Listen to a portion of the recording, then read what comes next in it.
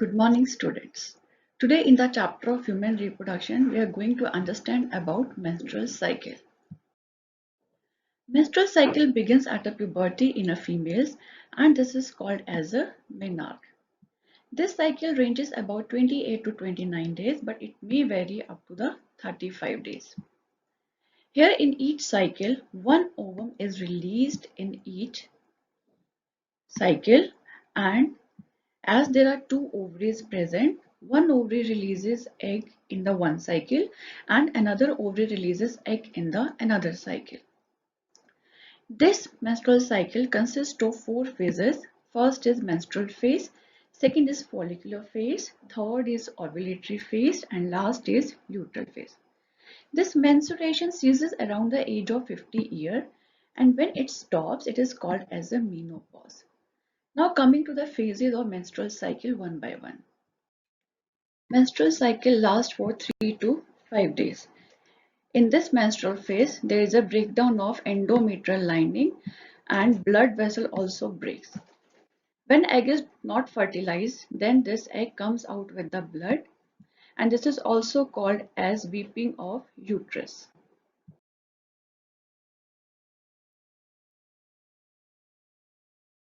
After the follicular phase comes the ovulatory phase.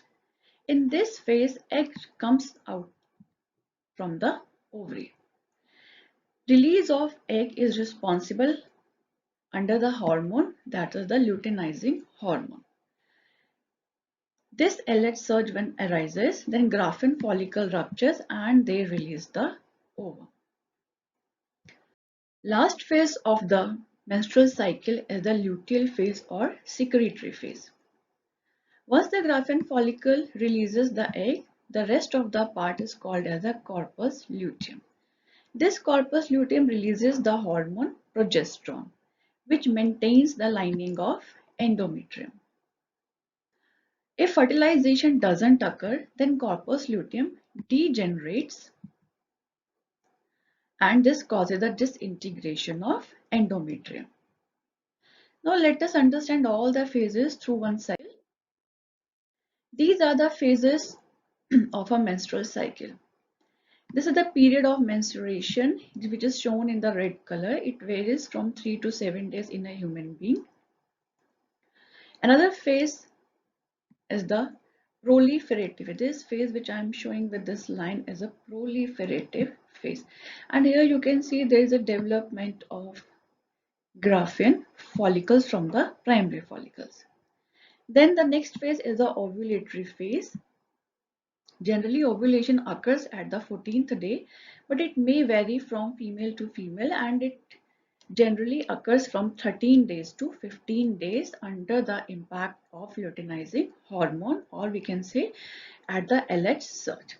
Once the Graafian follicle releases the secondary oocyte, the remnant part of the Graafian follicle is called as the corpus luteum, and this phase starting from 16th day to 28th day, this is the luteal phase. So with this we can see that is the phase when no fertilization is there and endometrial lining is breaking, and then there is a development of primary follicles into the Graafian follicles, then there is a release of ovum and ultimately formation of corpus luteum and disintegration of corpus luteum. Now let us understand all these phases with the help of one graph. This is the graph which you commonly observe in the NCERT books. So here we can see there are the phases which are mentioned here, that is the menstrual phase, follicular phase, and around this 13 to 15 that is the ovulatory phase, and here it is the secretory phase. These are the events which are happening in the uterus, that is the breakdown of endometrial lining, then regeneration of endometrial lining and complete thickening, and here we can say that uterus is ready for the implantation. Various hormones which are responsible for these events are estrogen and progesterone. Estrogen is a hormone which is released by the ovary and it reaches its peak during 13th to 15th day when Graafian follicle is about to release its eggs.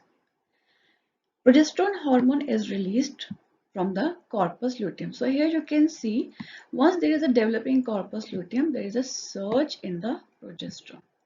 If fertilization is going to happen and if implantation is there, then corpus luteum do not degenerate and they keep on releasing the progesterone hormone. But if implantation doesn't occur and at that point of time corpus luteum degenerate, and you can see here with the with the falling level of the corpus luteum, progesterone level is also coming down.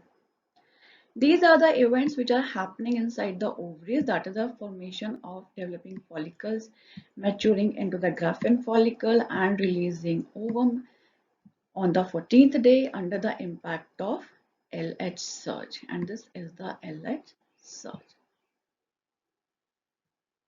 Last is the pituitary hormones. FSH and LH are the hormones which are responsible for the ovulation.